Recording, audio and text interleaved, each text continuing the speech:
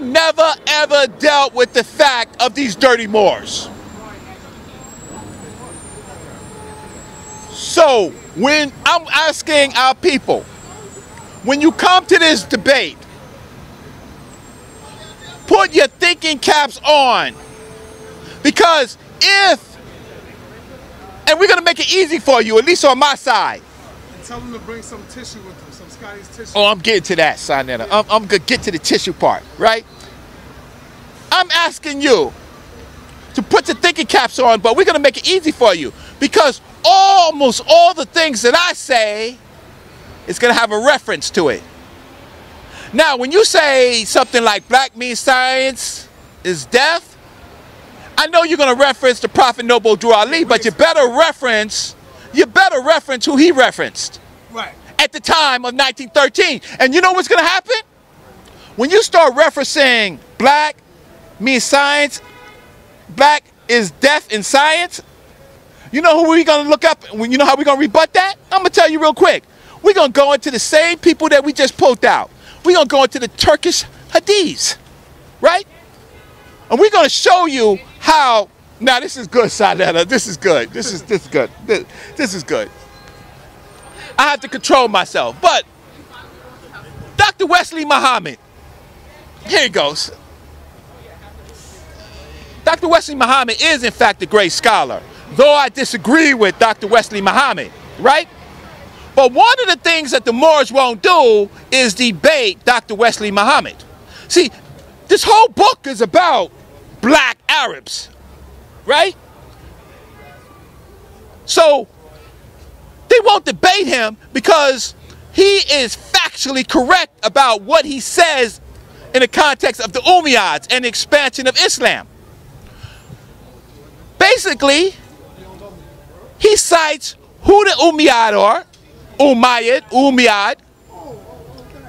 He cites from what group and tribes they come from, and he shows how the black Arabs were excited to be black.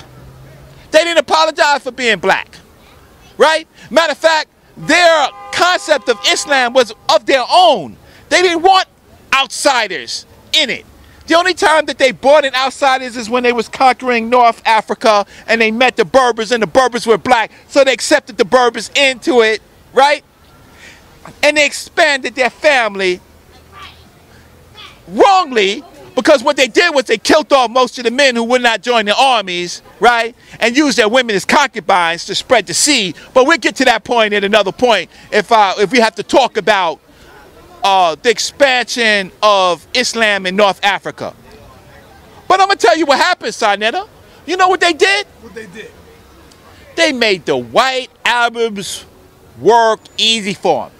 Because after the Umayyads did the expansion on Northwest Africa, right, all the way from the east to the west, and then they did the expansion up inside Europe, you know what happened to them, Sonetta? What happened?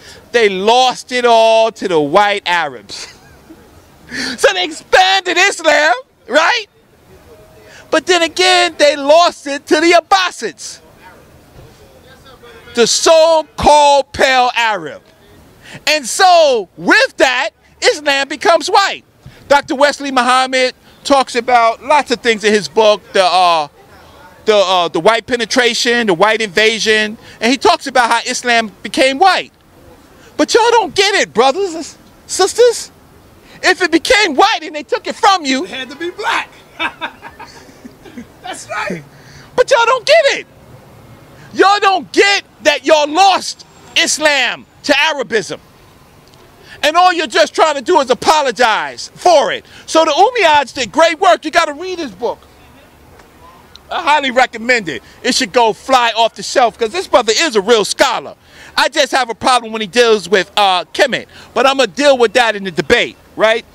But, so the Umayyads did great in expanding Islam to black people to black people. But then it got taken away from us by the Abbasids. And you'll have, and then that created something called, in Europe, the Turks. The Turks. Now the Turks hated Africans. And they wanted to create an Islamic empire of their own, to be super expansive. And they created all these hadiths, and I got all these young brothers doing great work. You know, this young brother Netaneb is, hopefully he's done some great work. He might allow me to look at some of this stuff. I got some brothers, Saw and Ka. I got brother 93 Avarice. I mean, I got young brothers that live right across the street from the Oriental Institute of Chicago, right? So I'm saying that they have their research team. But the problem is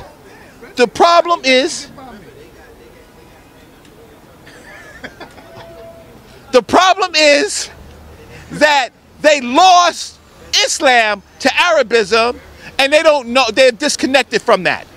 And Dr. Wesley Muhammad, to his credit, he does a great job of showing the difference between black Islam, or when Islam was black, and the changes when it became white. But there's also a problem in this, because somewhere in the Quran it also says that, watch this, Anetta, this is where we get a real disconnect. Even the Prophet Muhammad, peace be upon him, right? In the Quran, they have him accepting a eunuch. They have the Prophet accepting a eunuch as a gift. Now, What? when you have issues like this becomes grave problems, because now it becomes part of the faith.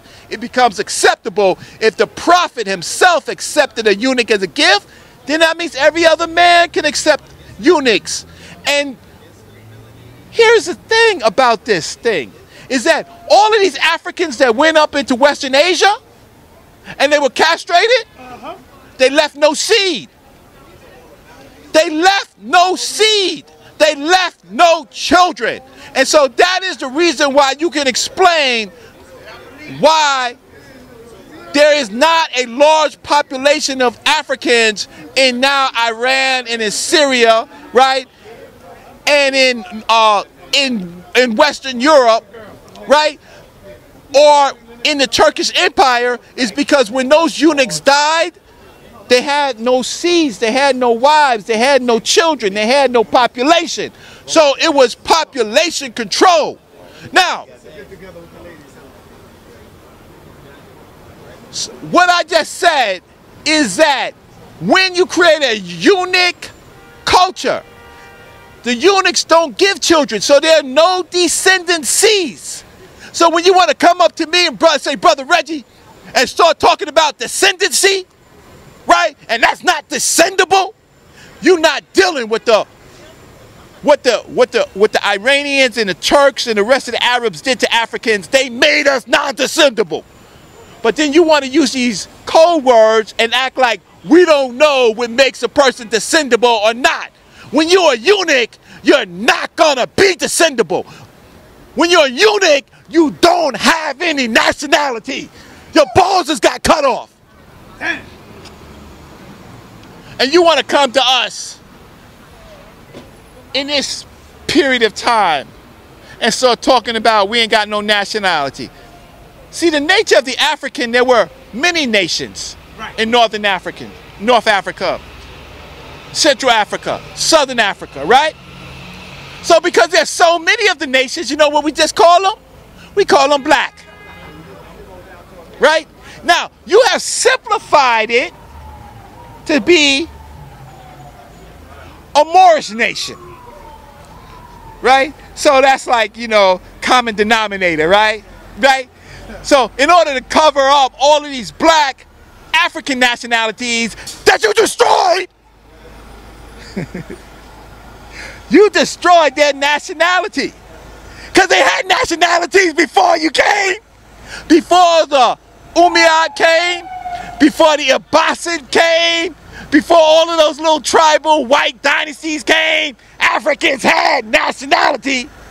Ghana, ancient Ghana, had a nationality. You took their nationality. Now you want to call them Moors, right? So we ain't gonna apologize for it. That's why we stand for blackness, right? Because we are not gonna be aligned with something that we know destroyed our people. And we're not going to cover it up. So when I see these pictures of these eunuchs, right, it makes me cry. What does it do to you? It makes you turn the page, right? Because you're going to apologize for it. You're going to be like one of those Moors who, when you look at the picture side there and you saw it in your own eyes, oh, he wasn't a Moor. But I'm going to show you during the debate who is a Moor and who's not a Moor, right? Because we have people like Al-Mansur. Al-Mansur went down and destroyed Timbuktu. He made them slaves. That's history. And he used black folks to do it. And he made them eunuchs and concubines too. And you're going to tell me that the people that was working, that were subjects of Al-Mansur, they were subjects. They have no nationality. So y'all want to play these little word games. Right.